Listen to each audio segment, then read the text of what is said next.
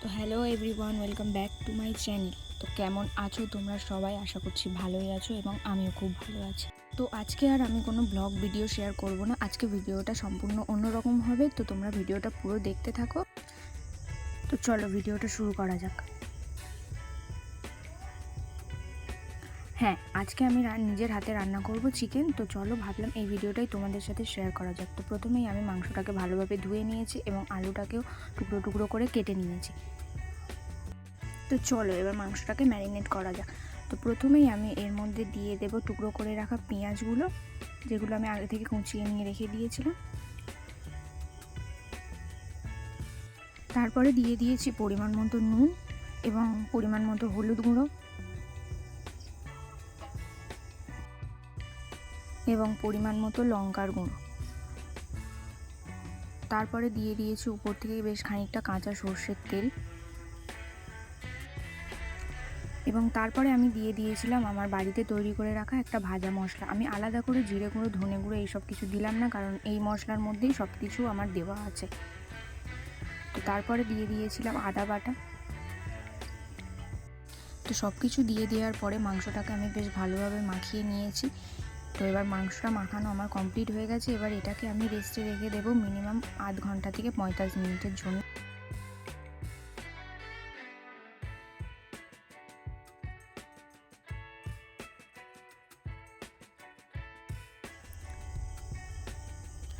তো তারপরে আমি কড়াইতে বেশ খানিকটা সর্ষের তেল দিয়ে দিয়েছি এবং এই তেলের মধ্যে আমি মাংসের আলুগুলোকে ভেজে নেব।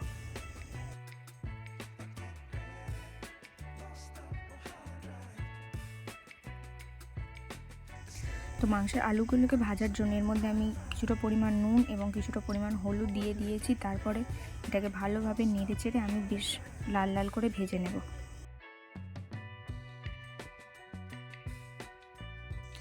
তো মাংসের আলুটা আমার বেশ লাল লাল করে ভাজা হয়ে গেছে, তোমরা দেখতে পাচ্ছ। তো এগুলোকে এবার আমি উঠিয়ে নেব কড়াই থেকে।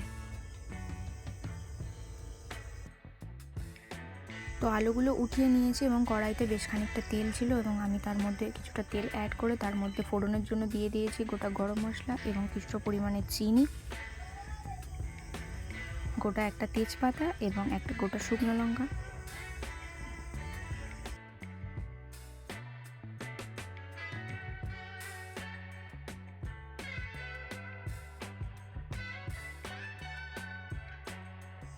তো তারপরে চিনিগুলো একটু ব্রাউন কালার হয়ে ভেসে উঠলে আমি ওর মধ্যে দিয়ে দেবো রসুন বাটা এবং রসুনটাকে আমি ভালোভাবে নেড়ে চেড়ে ভেজে নেব যতক্ষণ না রসুনের কাঁচা গন্ধটা চলে যাচ্ছে। তো রসুনটাও লাল লাল করে ভাজা হয়ে গেছে এবং রসুনের কাঁচা গন্ধও চলে গেছে এবং এর মধ্যে এবার আমি দিয়ে দেব সেই ম্যারিনেট করে রাখা মাংসটা।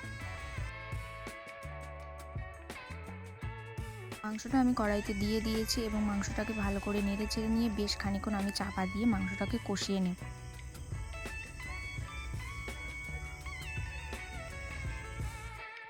তো ঢাকনাটা খুলে আমি মাংসটাকে আরও বেশ খানিকক্ষণ নাড়িয়ে নেব। তো এভাবে নাড়িয়ে চাড়িয়ে আমি বেশ খানিকক্ষণ মাংসটাকে কষিয়ে নেব।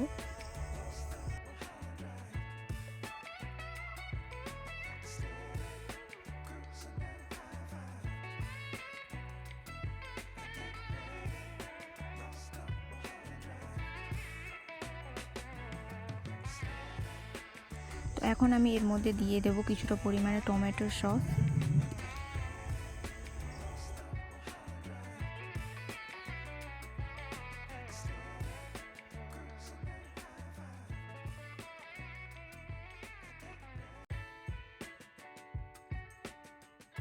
তো তারপরে আমি মাংসটাকে চাপা দিয়ে আরও বেশ কিছুক্ষণের জন্য কষিয়ে নিয়েছিলাম।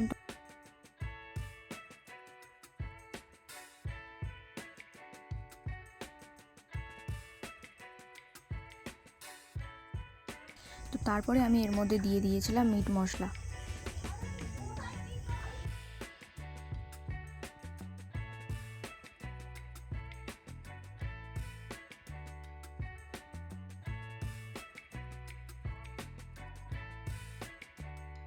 তো তারপরে মাংসটাকে ভালোভাবে নেড়ে চেড়ে নিয়ে আমি এর মধ্যে ওই ভেজে রাখা আলুগুলোকে দিয়ে দিয়েছিলাম।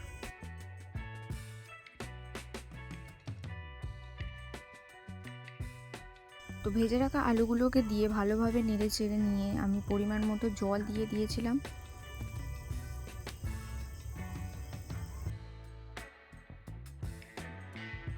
আমাদের বাড়ির সবাই মাংসের ঝোলটা একটু বেশি পছন্দ করে, তার জন্য আমি জলের পরিমাণটা একটু বেশিই দিয়েছিলাম।